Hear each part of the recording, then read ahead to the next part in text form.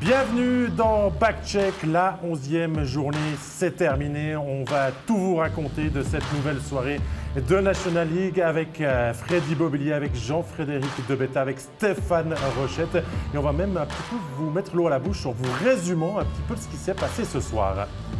Genève Servette qui confirme son invincibilité à domicile. Lausanne qui gagne après 6 défaites. Un but de Genadzi façon Freddy Bobillier.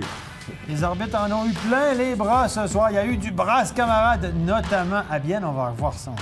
Oui, Bienne qui a quand même su retourner la situation après avoir été mené 2-0 et l'emporter. Mais l'image du jour, c'est quand même un joueur qui n'a pas l'habitude de marquer 2 fois dans le même match. On parle de John Fritzsche.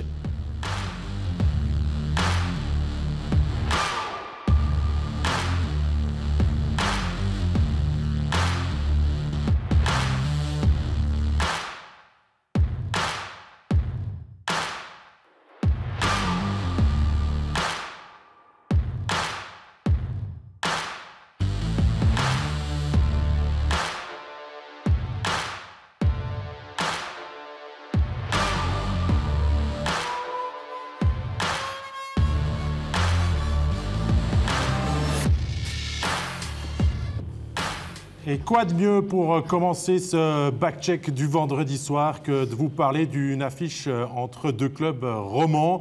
C'était Lausanne et Fribourg, des Lausannois sur 6 défaites, des Fribourgeois qui restaient sur 3 victoires lors des 4 derniers matchs. Alors la tendance pouvait laisser peut-être prétendre que les hommes de Ville-Peltonen seraient contraints à connaître une nouvelle soirée difficile. Eh bien, on a réagi du côté de Malais 2.0 avec une soirée qui s'est relativement bien passé pour la troupe du LHC, à savoir l'ouverture du score d'Étienne Froidevaux qui va profiter d'un travail préparatoire de Kenins, Jean-Fred, qui sort ce puck un petit peu de l'arrondi. C'est bien parce que je crois que ça fera du bien et à Kenins et à Froidevaux qui ne sont pas tellement réussis de ces temps. On attend quand même beaucoup de ces deux joueurs qui ont des salaires assez importants. Le 2-0 dans la suite de cette rencontre. Vous voyez, on est en fin de deuxième période. La rencontre s'est jouée, on va dire, juste avant la mi-match et dans sa continuité. C'est le slap shot, Freddy, de Robin Grossman. Oui, un tir qui, dans un premier temps, semblait anodin de la ligne bleue par Grossman, mais qui a été dévié par une canne fribourgeoise et ça a trompé Béra.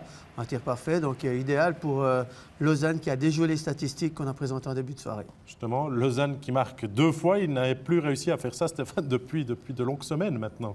Oui, la réussite n'était pas là, on en a parlé. Et là, vous voyez, ce sort de but qui a été un bon tir mis au hauteur, elle a dévié, elle finit au fond.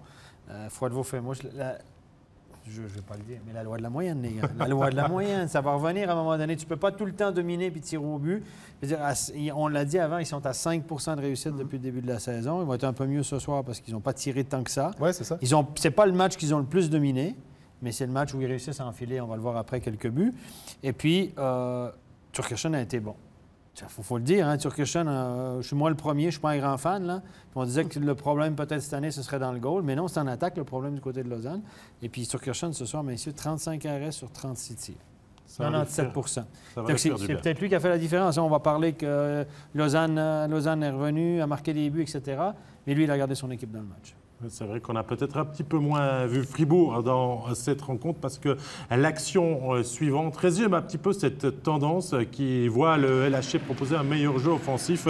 Et là, on va revoir la séquence. Tu vas nous l'expliquer, Stéphane, parce que ça va conduire à un penalty pour le LHC pour un geste de Marchand. Oui, c'est Marchand. Vous avez vu Marchand, il y avait une canne cassée sur la glace. Marchand a poussé cette canne en direction du porteur de la rondelle, en direction du puck. Donc, tout jet d'objet en direction du porteur de la rondelle ou de la rondelle en zone de défense de façon intentionnelle, ça amène un penalty. Donc, une canne cassée, un gant, n'importe quoi. Si vous jetez un objet en direction du puck, zone de défense, un penalty. Très bonne décision des arbitres. Mais Genadzi n'a pas réussi à marquer, on l'a vu.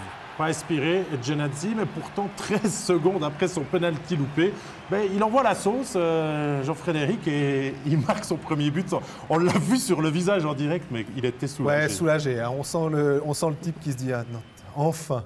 Et puis, je le disais en intro, un but à la Mobilier, quoi. Un slap mammouth qui part dans la lucarne, il y a la gourde qui saute, parfait. Il faut dire que Genadzi, pour expliquer pourquoi Genadzi est encore soulagé, parce que c'est lui qui a tiré le plus au but depuis le début de la saison, c'est que les défenseurs de Lausanne sont très impliqués dans l'attaque. Junland tire beaucoup, Grossman tire beaucoup, mais Genadzi est celui qui a tiré le plus. Il n'avait pas marqué, il était 0 en 32 depuis le début de la saison, d'où le soulagement. Il n'avait toujours pas marqué 0 but, 3 assists pour un joueur défensif. Il a été ouf de soulagement. Et puis c'est le 3-0 qui sauve finalement un peu Lausanne en se disant maintenant c'est bon.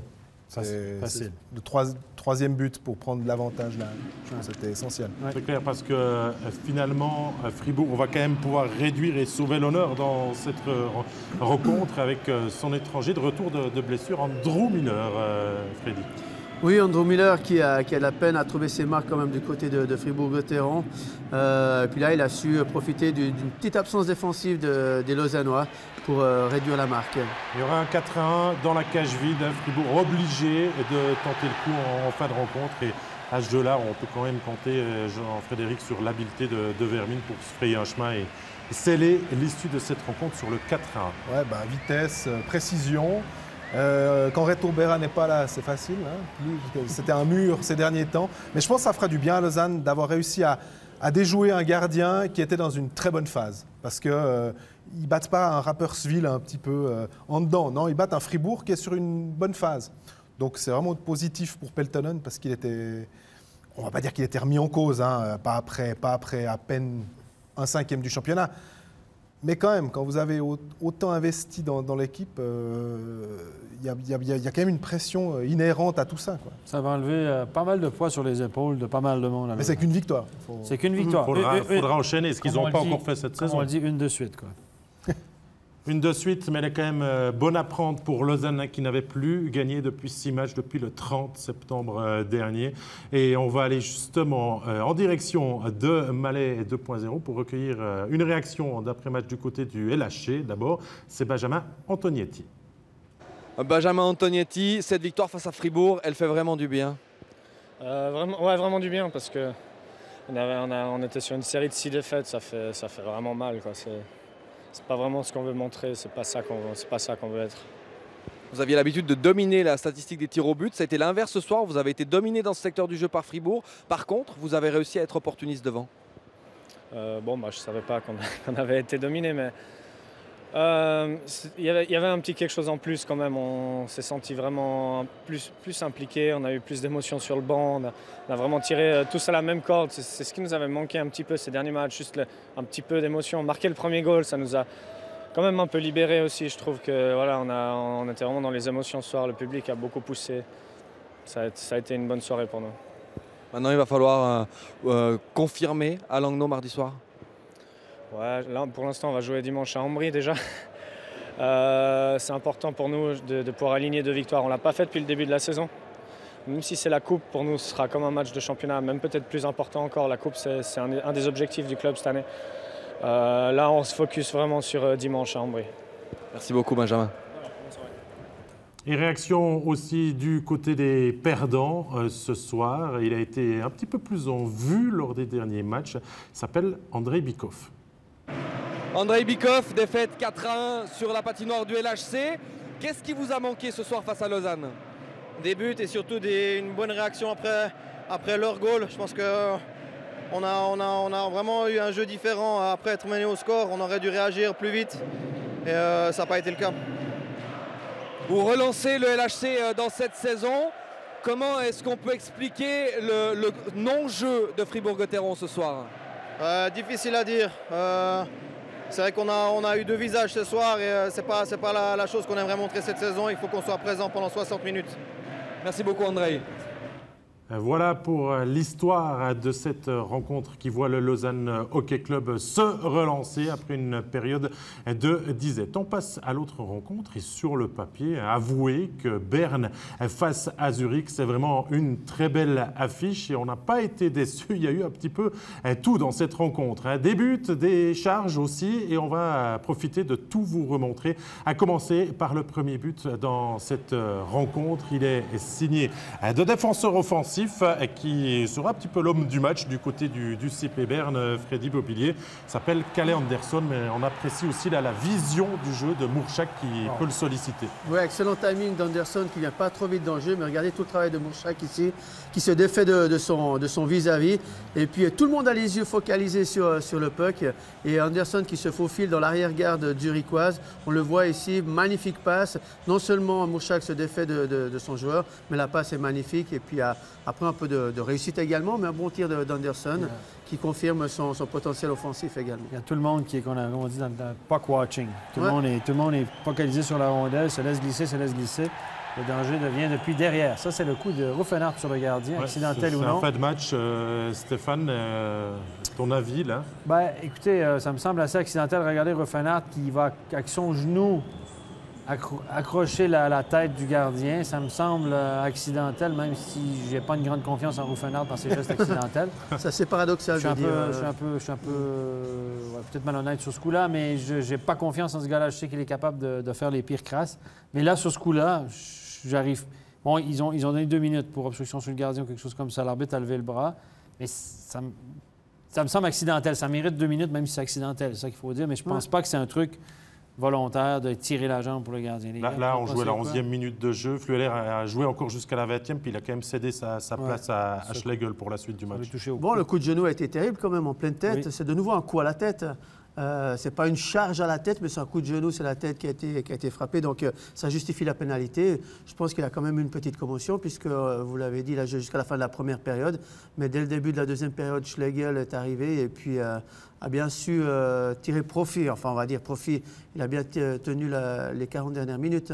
Mais je pense qu'on va en reparler demain dans les journaux de Fleuler, en tout cas. Ouais, ça risque de discuter parce que Schlegel, pour reprendre vos propos, Freddy, a bien tenu la baraque. Il a longtemps repoussé l'échéance. Il a multiplié les arrêts, mais ça n'a pas suffi parce qu'à 2 petites secondes de la fin de la deuxième période, sur un engagement, c'est le doublé pour Kalle Anderson avec une passe de Chervet qui vient toucher la bande et Anderson qui tire. Là, par contre, on peut dire que Schlegel a repoussé l'échéance, mais Stéphane ne doit pas encaisser ce but à ce moment peut-être de la rencontre. Anderson a fermé les yeux et il a tapé le puck le plus fort possible. Honnêtement, il s'est dit « je lance coûte que coûte ».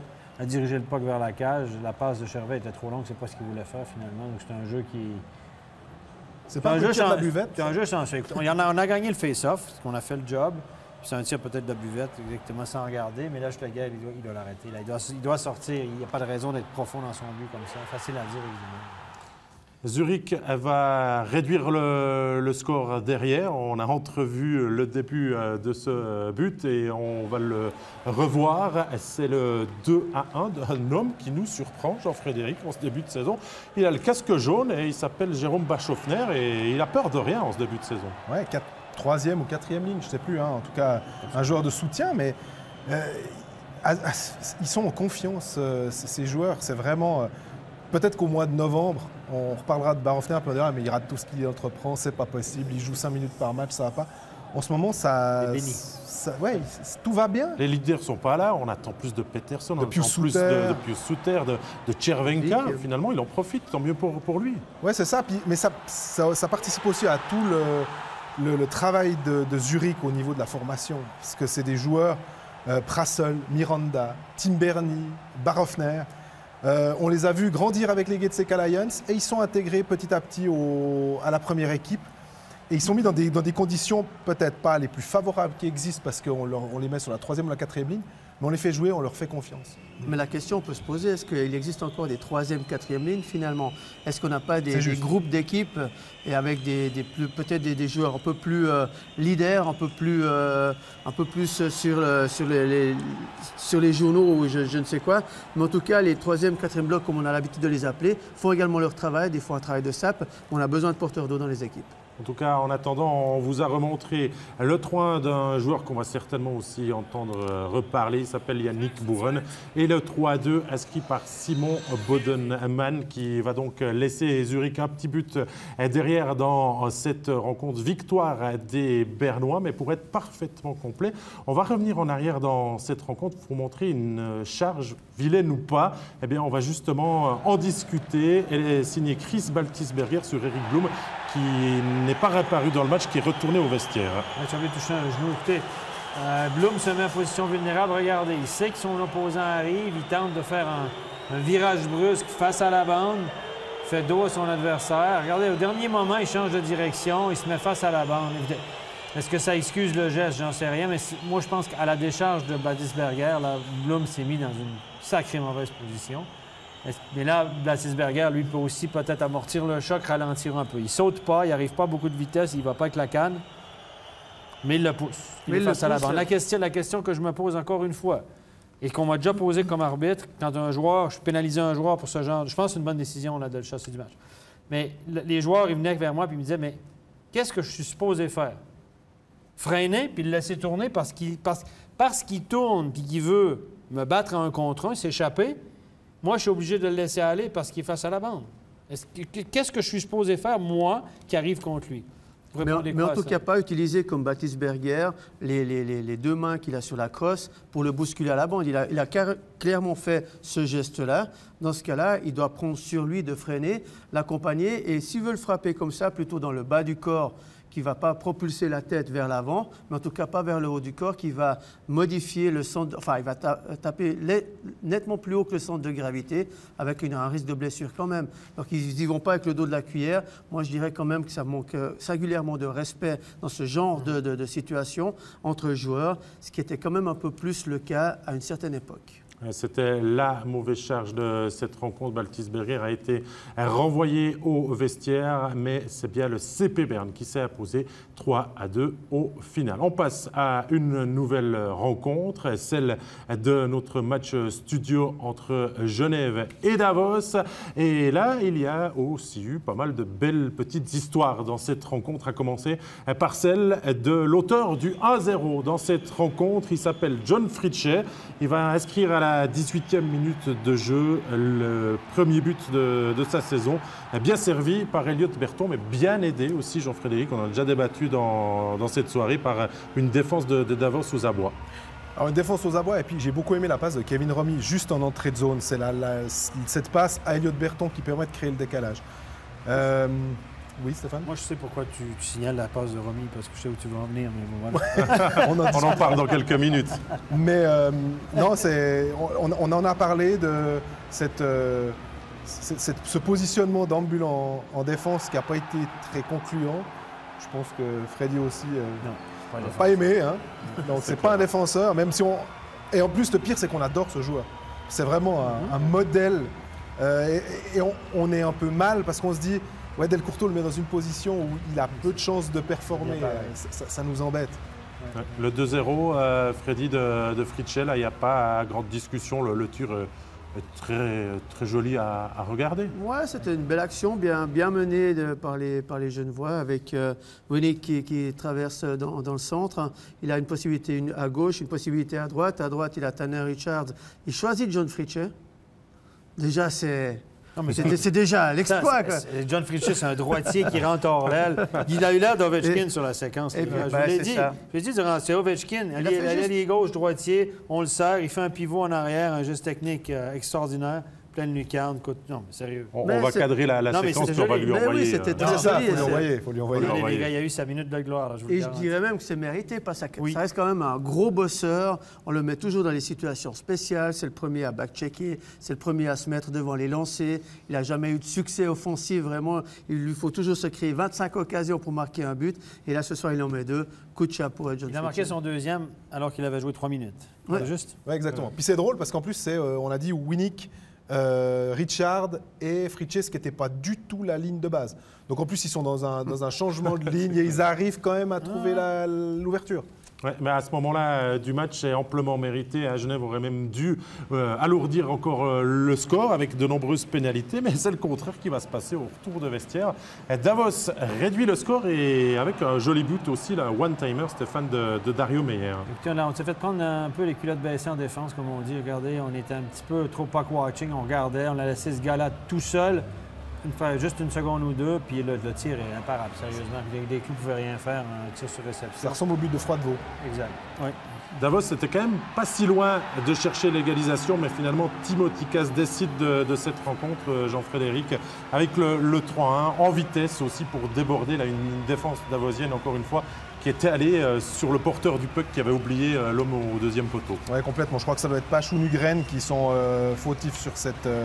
même si c'est finalement tout le bloc défensif davosien qui est pas à son affaire. Mais belle passe de Romy. Romy. On y arrive. Mais le 4A de Florent Douai, l'on vous a déjà montré avant, Freddy, ça fait quand même 7 sur 7. L'histoire continue au Vernet. La forteresse devient toujours un petit peu plus grande. Ouais, puis là, ça confirme ce qu'on disait tout à l'heure. C'est les seconds couteaux qui sont mis en évidence. Ils font partie pleinement du groupe. Et puis, ça fait plaisir de voir des Fritchet, des Douai ou encore Cast, merci, qui marquent ce soir, qui mènent cette équipe de Genève à la victoire. Eh bien, on parlait de Kevin Romy, on parlait d'autres joueurs. Regardez où voulait en venir finalement Jean-Frédéric Debetta. C'est notre séquence top et flop. Et on va bien sûr commencer par le premier, le top, pardon. C'est Jean-Fred qui va nous expliquer pourquoi il a voulu parler de Kevin Romy. Parce que si on parle de John Fritchet, bon, on l'a fait avant, c'est facile, on va dire. Hein. Il a marqué 2 buts, on le voit en lumière. Kevin Romy, il a fait 3,44 sur le powerplay, il a fait 2,52 sur le box-play pour quasiment 20 minutes de jeu, 2 assists. Il crée au face-off 12 engagements gagnés, 4 perdus. Donc vraiment un très très bon pourcentage. Je crois que c'est un match complet pour un joueur qui doit finalement jouer en 3e ligne, centre 3e ligne. Et on a de la peine à dire que c'est un second couteau. Kevin Romy, ce serait quand même un petit peu exagéré. Mais placé dans l'alignement au 3e centre, un Kevin Romy, ouais, ça fait du bien quand ça marche. Quand il n'est pas blessé, il est agréable à voir jouer. C'est un joueur élégant et super bien efficace élégant, avec une vision du jeu au-dessus de la moyenne. Exactement. En équipe de Suisse, je ne pense pas trahir un secret si je dis que Kevin Romy, ça faisait partie des joueurs qui étaient quasiment sûrs. C'était à l'époque quand il y avait encore Damien Brunner à l'aile. Maintenant, ça a un petit peu changé, mais c'était Kevin Romy. Bon, on met qui avec Kevin Romy à l'aile? C'était la colonne vertébrale, on prend les centres pour l'entraîneur, pour le sélectionneur plus exactement. Et Kevin Romy était le 1 ou le 2. Ouais. Par contre, le flop, vous l'avez peut-être découvert dans notre mur derrière nous, eh bien, il commence à en avoir méchamment l'habitude de s'y retrouver dans cette catégorie plutôt négative. On parle bien sûr, Freddy, d'Arnaud Delcourteau. Oui, Arnaud Delcourteau, c'est dur à dire comme ça, mais il faut bien constater, accepter que c'est un flop. Plusieurs raisons à ce choix. Des choix déjà tactiques, en mettant en bulle en défense, je n'arrive pas à comprendre. Il a complètement changé son style de jeu cette année avec un forechecking beaucoup plus passif que d'habitude. C'est plus le même Davos qu'on a l'habitude de voir. Alors, pourquoi est-ce que c'est comme ça? Est-ce que le message de Delcourteau ne passe plus? Est-ce qu'il y a un trop grand décalage entre les jeunes joueurs et il pourrait être leur grand-père, presque, Arnaud Delcourteau? Respect pour sa carrière d'entraîneur, 23 ans qu'il est à Davos, rien à dire. Mais force est de constater que ça ne fonctionne plus. C'est un entraîneur très, très exigeant. Il ne laisse pas beaucoup de liberté à ses joueurs. Alors, pour améliorer le message, on a fait venir Sandro Rizzi dans le courant de cette semaine pour l'épauler, Arnaud Delcourteau. Mais je crois qu'effectivement, notre Giroud du hockey suisse arrive gentiment en bout de course, je pense.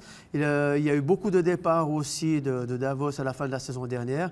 Est-ce qu'il en est aussi en partie responsable? Donc il y a quand même de grosses questions à se poser du côté de Davos. Oui, Davos qui s'enfonce un petit peu plus dans la crise dans ce début de saison. On a aussi une réaction à l'issue de cette rencontre entre Genève et Davos. Elle est du côté genevois et il est l'homme du match. C'est bien sûr John Fritchet. Probably with the happiest man tonight, John Fritchet. You come back from a minor injury and then score twice. That's as much goals as you scored last year, so you're probably on fire tonight. Yeah, I know it feels well. I mean, anything they could do to help out the boys, and tonight it just happened to be my name, and I'm happy with it. And the boys worked hard for me and really pushed me hard here. So it was it was really good team effort tonight for sure. So that's 7 wins in a row here in Geneva. What brings you that energy when you skate at home? I mean, we got the crowd. I mean, our crowd's awesome. It's a great building to play in, and there's such a respectful crowd that appreciates the passion and the hard work you put in, and I think they deserve it. I mean, we all know that we have one of the best buildings in the league, and it's not easy to play us here, so it's a difficult task to take us at home. Thank you, John.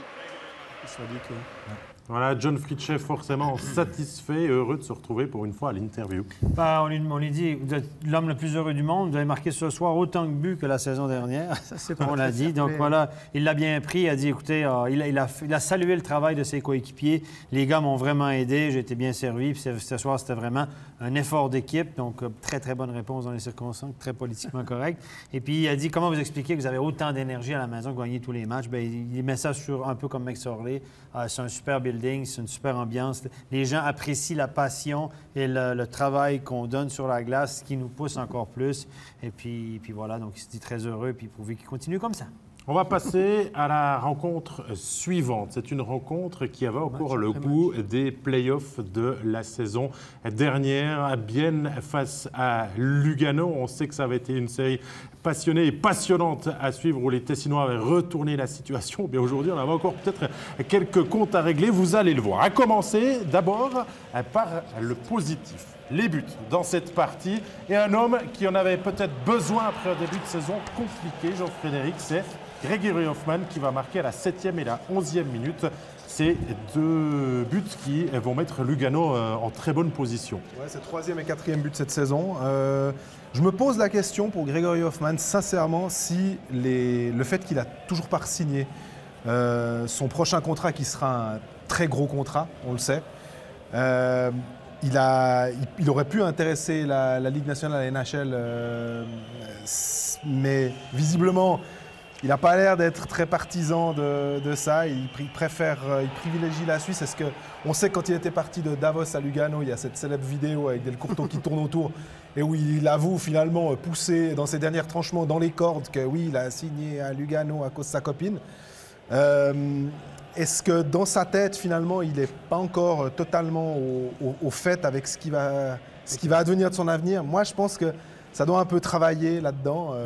Alors que, honnêtement, à la place de Grégory Hoffman, il a 12 offres sur la table, je suppose. Il n'a pas de quoi s'affoler. Il n'y a pas de quoi s'affoler. Il peut même attendre le 29 avril. Les contrats se terminent le 30.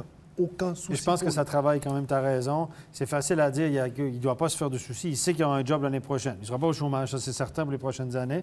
Simplement, tu entends parler de ça, il y a ça. Tu n'es pas focus totalement sur ton job. Il y a des trucs qui te perturbent à l'extérieur de la patinoire, c'est clair. Positivement, c'est des bonnes nouvelles que tout le monde te veut, mais quand même, ça te travaille, puis je pense que tu n'arrives pas à être aussi focus, et c'est humain. Tout dépend où ira sa copine. Oui, ça va dépendre. Exactement. Mais elle voudra rester à Lugano, peut-être. Allez, on se mouille parce qu'on va passer à la suite. Le temps avance dans ce back-check. Et regardez ce qui suit. C'est la grosse bagarre de la soirée. On joue la 14e minute de jeu. Une charge de Pouliot sur le jeune défenseur Riva.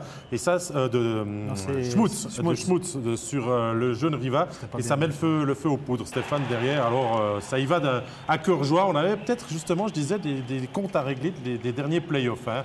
Oui, c'était pas les plus costauds qui étaient sur la glace pour Lugano. Tu avais Schmutz, Tfel, Lunchfander, etc. De l'autre côté, on avait Chiesa, Lapierre. Chiesa, Lapierre. Chiesa, Lapierre. Ouais. On est allé de bon cœur. À la fin, Lapierre s'est fait renverser par Kevin Fay, mais il y a un grand plaisir des spectateurs à regarder. Donc, Lapierre y est allé des petits gestes assez sympas, etc. Donc, ça a été la foire d'empoigne un petit peu. Beaucoup de travail pour les arbitres, beaucoup de travail pour les juges de ligne. On a vu les juges de ligne se faire renverser, etc. C'est difficile, c'est dangereux. On a vu un juge de ligne se faire blesser récemment pour ça. On a chassé du match, du coup, Lapierre et fait 2+10 aussi pour Schmutz pour la première faute. Il y a donc eu pas mal de grabuge. On n'a pas souvent joué à parité numérique dans cette rencontre et on était à ce moment-là sur le 2-0 pour Lugano. Mais Bienne va revenir de très très loin dans cette rencontre et va pouvoir marquer tout d'abord le 2-1. On joue la fin de la deuxième période. Et le but, là, se fait pas tout de suite, mais il finit par rentrer. C'est Robbie Earle, Jean-Frédéric.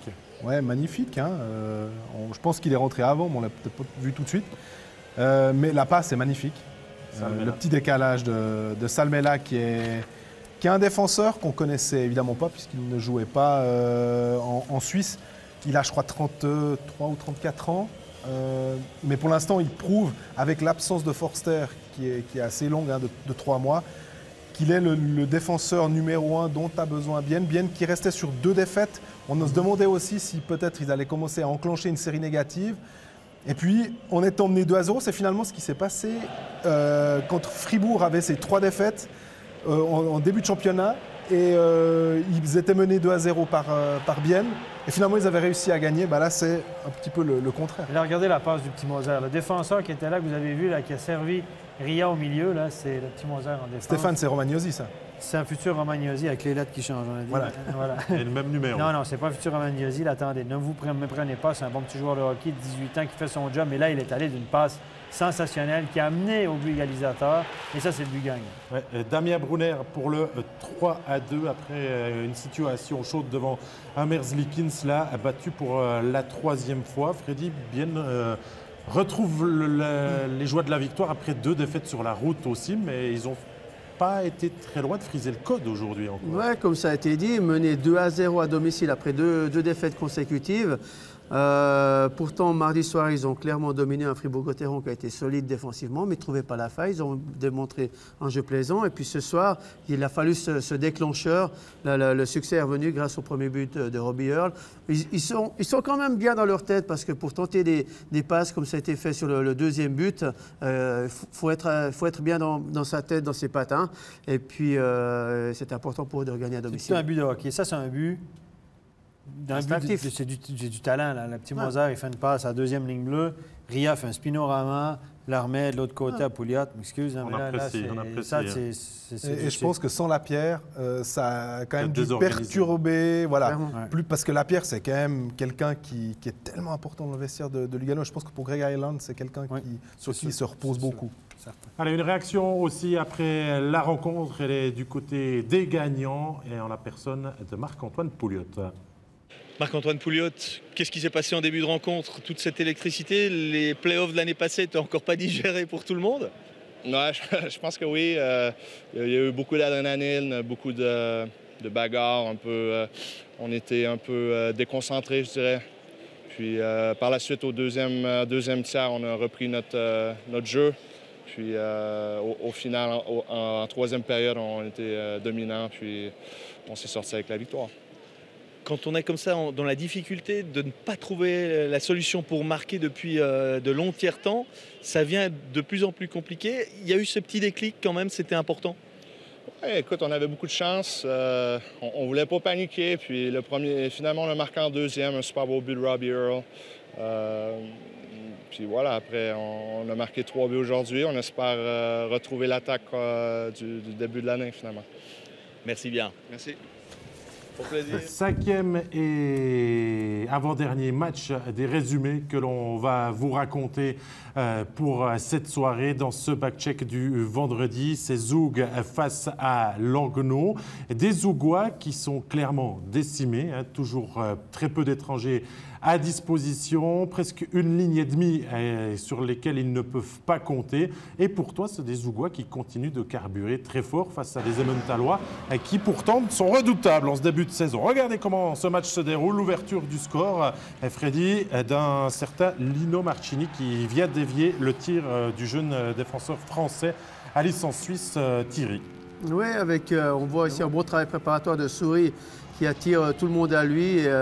On voit un tir lointain de la ligne bleue et Marchini qui est là. Donc, Zoug peut compter quand même encore sur ses quelques cadors, ses joueurs d'expérience maintenant. Marchini, Souris, ils sont toujours là quand il s'agit de marquer les buts.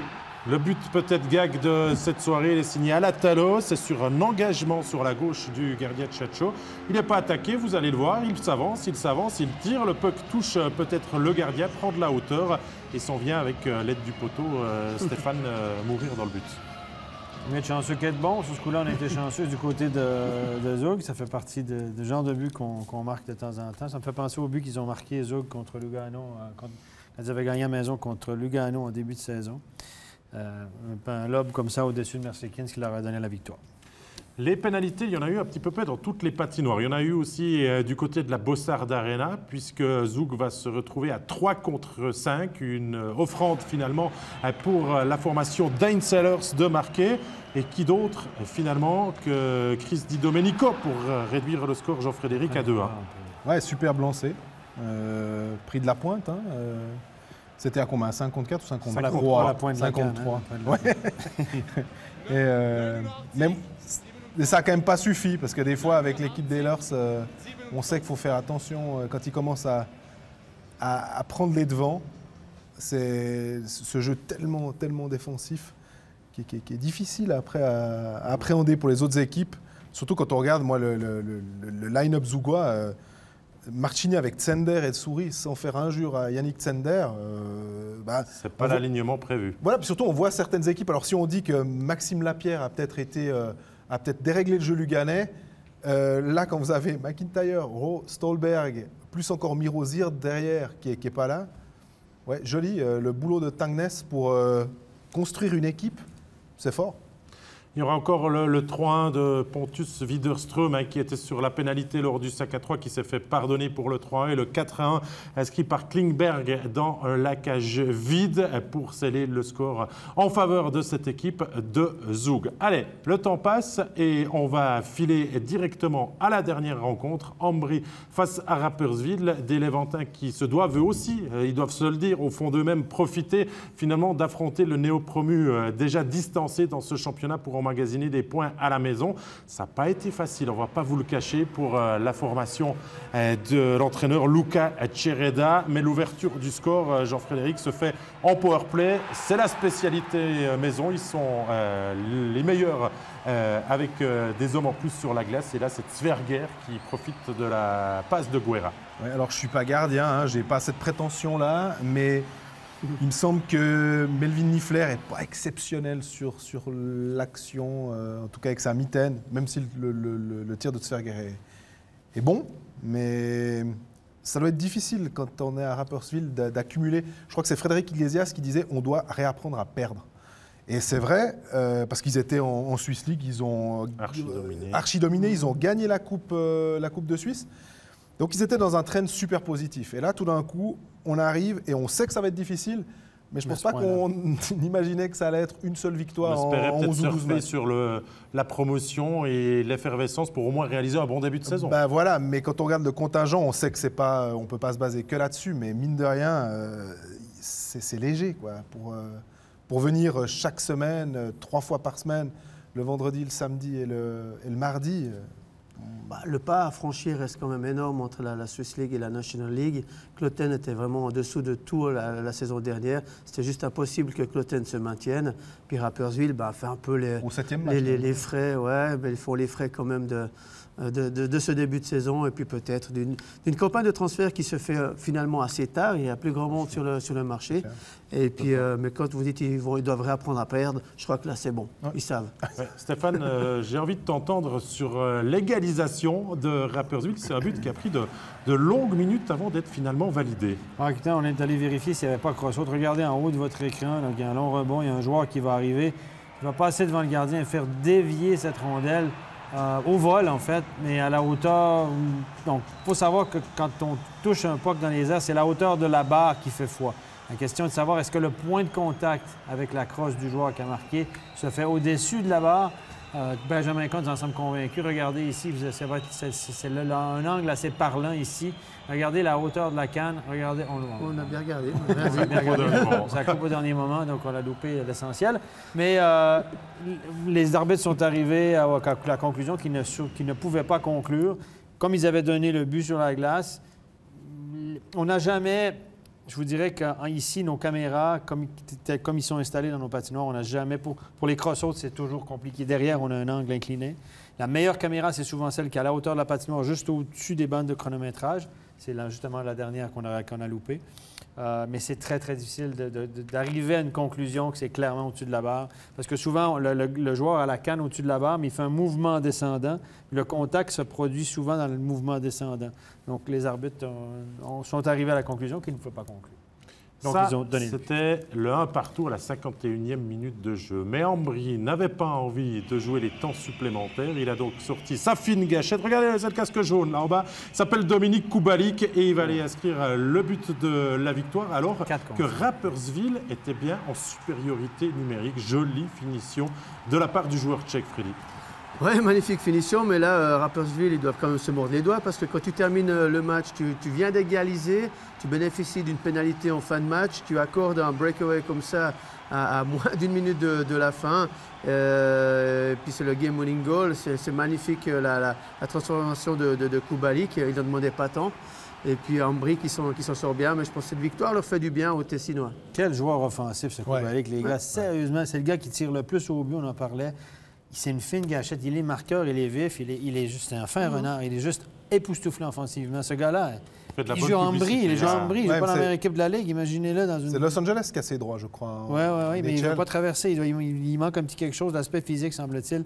C'est pas un grand... Bosseur? Non, c'est un gars qui aime pas... C'est un pareil qui n'aime pas trop le trafic lourd. Mais sur les patinoires européennes... Oui, puis aux États-Unis, avec les gros camions, ça va pas, le trafic lourd.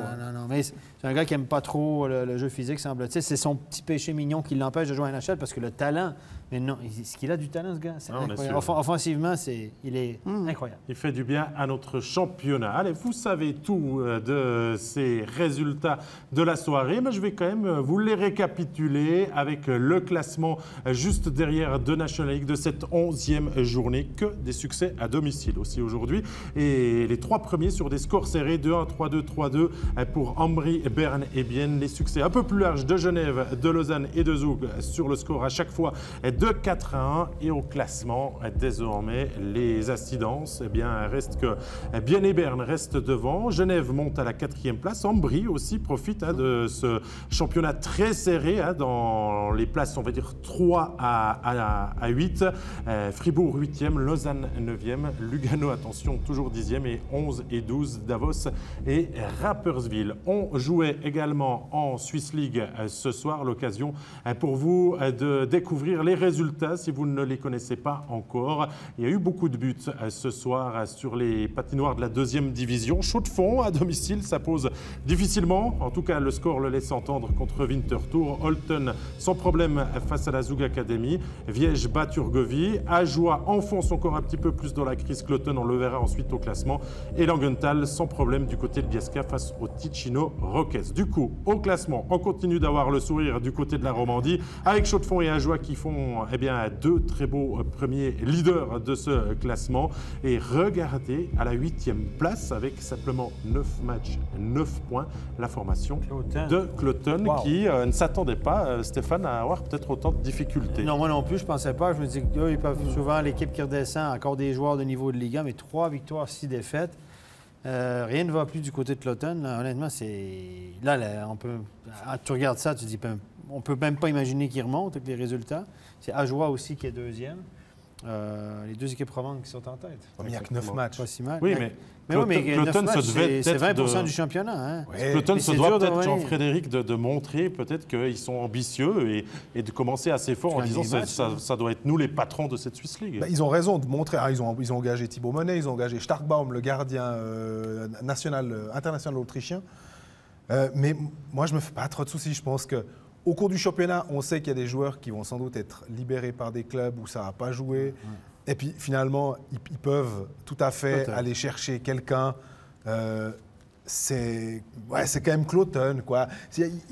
On a envie de jouer quand on a un joueur qui veut peut-être se relancer. Il se dit, à Cloton, il y a moyen, il y a une histoire quand même. Bon, il y a une certaine époque où Davos avait été relégué jusqu'en première ligue également. Ouais, donc, on suivra ça, on va peut-être pas leur souhaiter autant de malheur. Mais messieurs, merci beaucoup d'avoir été en ma compagnie ce soir. Merci Freddy Boblier, merci Jean-Frédéric Devetta, merci Stéphane Rochette. Je vous informe encore que vous pouvez retrouver tous les résumés, tous les buts, tous les interviews dès 23h sur mysports.ch. Il n'y aura pas de studio demain et on reviendra mardi. Et pour la suite, place à la coupe. D'abord, passez un très bon week-end, reposez-vous et nous on reviendra de plus en plus fort pour la semaine prochaine avec toujours plus de surprises et toujours plus de sourires, bien sûr. Allez, passez une très bonne soirée. Bye.